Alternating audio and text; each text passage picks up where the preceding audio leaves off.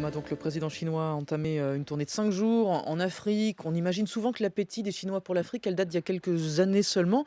En réalité, pas du tout, c'est beaucoup plus ancien. Le compteur est à moins 52 ans. Oui, en décembre 1963, il se passe quelque chose de très important à l'époque dans les relations internationales. Et même si nous sommes en pleine guerre froide, cela ne concerne ni les États-Unis ni l'URSS.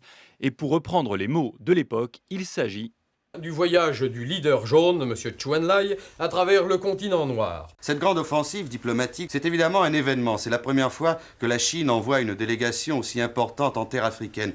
Peut-être même M. Chou En-lai relancera-t-il l'idée d'un nouveau Bandung de tous les pays du tiers-monde. Oh là là, le leader jaune dans le continent noir et Ouais. pourquoi pas les peaux rouges aux États-Unis aussi. C'est un peu ça. Ouais. Et accompagné de son ministre des Affaires étrangères, Chen Yi, le Premier ministre chinois, Chou En-lai, entreprend en effet une tournée historique en Afrique, historique et de grande ampleur. Imaginez 10 pays visités en 2 mois entre décembre 63 et février 64. Alors c'est très tôt, Thomas, mais pourquoi un tel voyage à ce moment-là? Alors la Chine est largement isolée sur la scène internationale après le schisme avec l'URSS et pas encore, il faudra attendre quelques années pour cela, pas encore rapprochée des États-Unis. La Chine accorde alors une importance capitale à ce rapprochement avec l'Afrique où le modèle d'un communisme qui s'appuie sur la paysannerie peut séduire. Alors Chou En-lai commence à tourner par l'Égypte, mise au banc par l'Europe pour avoir nationalisé le canal de Suez quelques années plus tôt, puis la Guinée et le Mali, 2 pays qui avaient refusé de rallier la communauté des États africains proposée par le général de Gaulle. Par principe, les Chinois se disent hostiles à toute ingérence dans les affaires intérieures, de quoi évidemment les distinguer des anciennes puissances coloniales.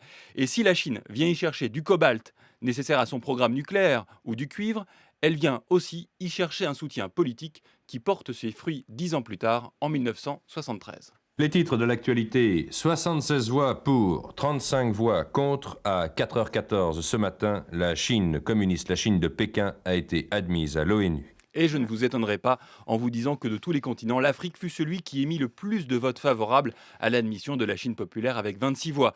Alors, entre recherche d'influence et intérêt pour les matières premières, tout en refusant toute ingérence dans les affaires intérieures africaines, 52 ans après ce premier voyage, la politique africaine de la Chine semble d'une remarquable constance. Thomas Negarov sur France Info.